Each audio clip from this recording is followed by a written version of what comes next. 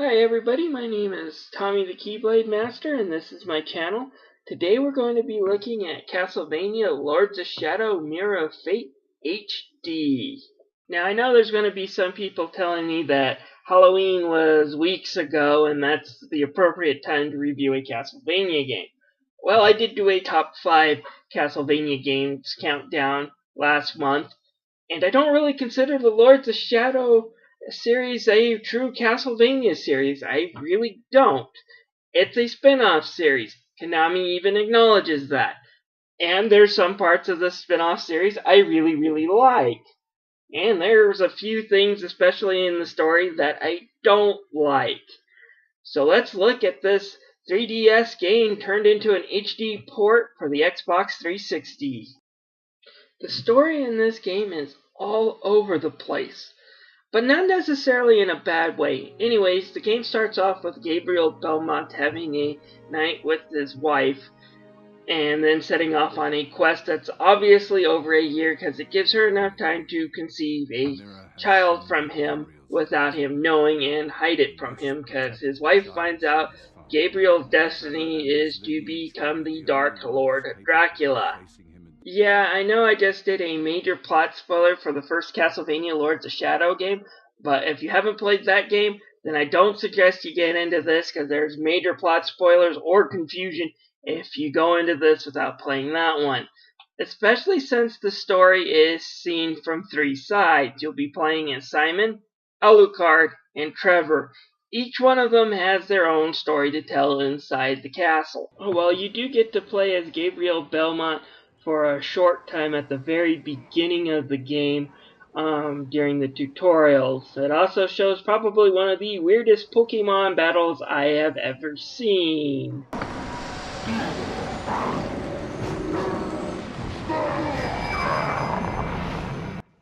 Quick question, what region do you see these type of Pokeballs in? Oh well, I'm pretty sure Gabriel's just gonna stick that in his PC and never use it again. Anyways, the game's real story picks up 50 years after the events of Castlevania Lords of Shadow.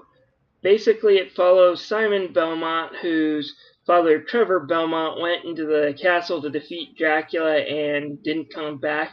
And a few days later, his village was attacked and Simon's mother was killed. Now he's off to find out what happened to his father Trevor and to destroy Dracula. First, he needs to find his father's old whip. Meanwhile, Simon's presence in the castle has awoken Alucard, a man who has just woken up to find out that drinking vampire's blood not only causes a heck of a hangover, but is terrible for your complexion. That's right.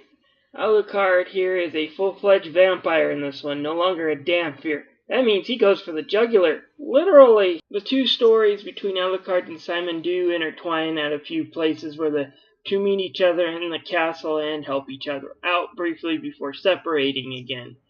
The final act, though, follows Trevor Belmont 30 years before, so we finally learn out exactly what happened to him. I'll warn you, when you find out what actually happened to Trevor and his quest, it's a bit of a groan fest that they took it in that direction. That said, I might not necessarily like the origin of all these characters, but I do admit they are better fledged out than they were in the original. They each now have their own motives and reasons for doing some of the things they do, and they're really greatly set up. You do kind of care for these characters a little bit more than you do in the original, when they were just kind of an insta-means, beat Dracula into story type thing. So I do enjoy the character development, even if I don't necessarily enjoy the plot. Alright, let's start talking about the graphics. In one word, the cutscenes in this game are beautiful. I always love it when video games use a comic book style like this. It's gorgeous, and I get it. Some of the setup of these scenes are meant to pop out. This was originally a 3DS game made to use the 3DS's 3D feature. Of course, the 3D effect isn't used only on cutscenes. There are some bosses that use it, like this one here. But for the most part, it's mainly in cutscenes, and the graphics look really good in HD.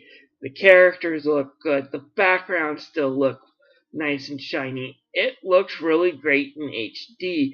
Better than I would have thought, coming from the fact that this was originally a 3DS game. Konami did a good job porting this to the home console. That's not to say the graphics are perfect, though. One of the complaints I do have with the game is that even though the backgrounds do look really good, there's not a lot of variety in the environment and the way you interact with it. Basically, in Symphony of the Night, I knew when I was getting into the clock tower, when I was in the library, when I was underneath in the catacombs, just because of the backgrounds and the way each area felt different. Here you kind of get this deja vu feeling that you've been to an area before, even when it's not exactly the same area. Really only the Toy Makers area, which is kind of the circus-like area, feels really any different from the rest of the castle, and that's a bit of a letdown. Another problem I had with this game is in the dungeon areas. They're a bit too darkly lit in some areas, and it's hard to see around without turning the game's brightness settings up to max. Now, part of this might be because I have a weird eye condition called keratoconus, which really makes a brightly lit object on a dark field really blurry, but I don't think it is that, because I just had trouble seeing, period. I'm used to the blurs. This one I had trouble seeing in this area here until I turned up the brightness. You won't notice it now because I recorded this footage post after I fiddled with the options. Now let's move on to the sound. The voice acting in the scenes are all top-notch. They all have European accents this time, and for the most part are played by European actors. It seems fate has given me a second chance. This using more theatrical actors to do the voice acting does separate the Lord of Shadows from the original Castlevania series, which kind of had the more anime and Saturday morning cartoon voice actors. That's not to say the original series were bad, far from it, but the acting here is kind of in a different tone and pace, and for the most part it works fairly well. What sorcery is this?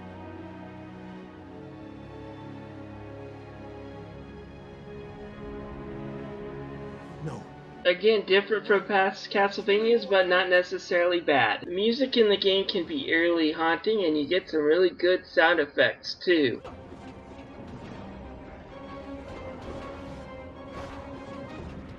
And if you're wondering about Patrick Stewart's character, unfortunately he doesn't make an appearance in this installment. Time to move on to the gameplay, which means unfortunately I really have to point out this game's flaws. That is not saying that the game is bad by any means. It's got a really great combat system in it, and it's got a little bit of an RPG element similar to Symphony of the Night, except rather than stats, whenever you level up, you just gain new whip combos. Still, these whip combos really do help and add to the gameplay, so I'm not knocking that.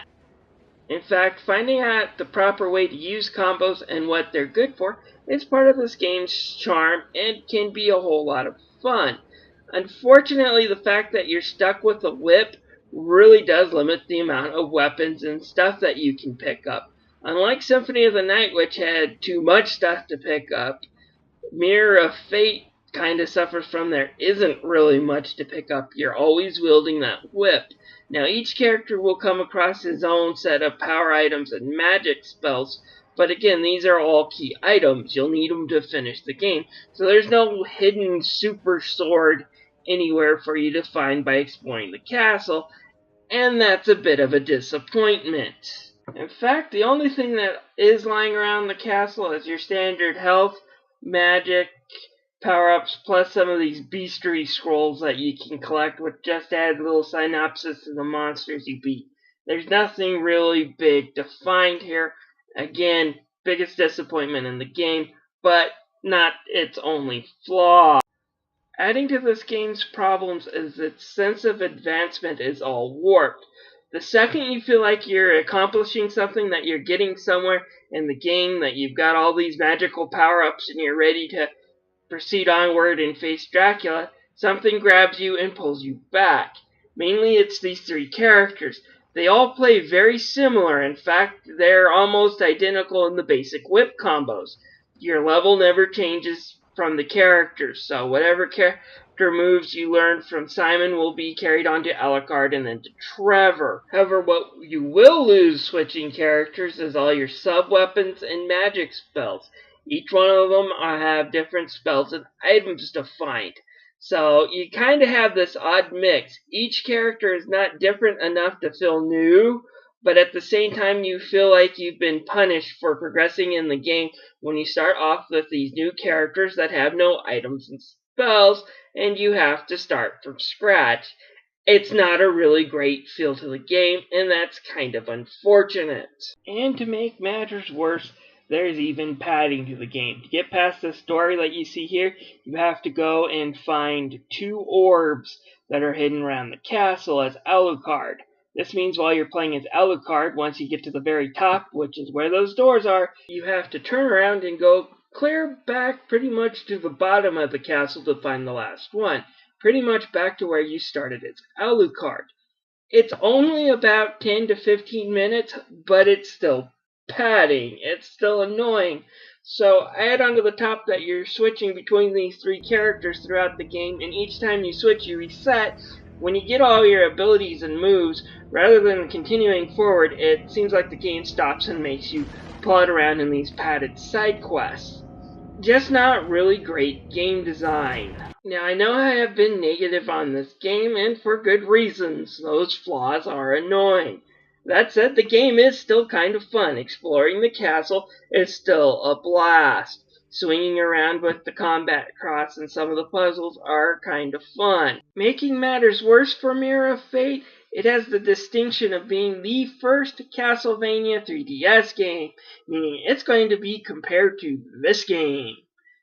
And the original DS Castlevania games were some of the best available on the system, and this is not.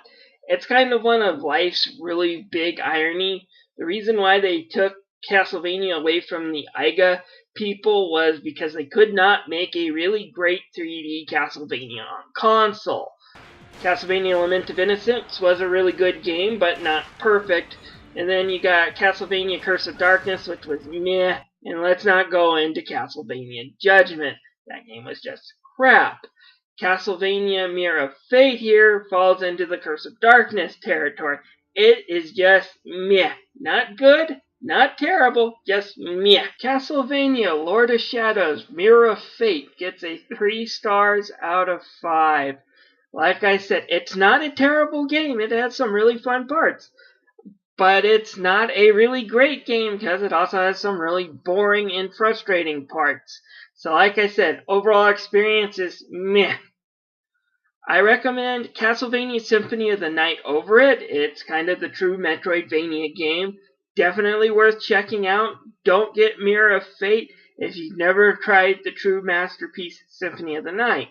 If you have tried Symphony of the Night and are looking for a Metroidvania type game, especially one that might have more combat in it, then I suggest getting Dust and Elysian Tale as well.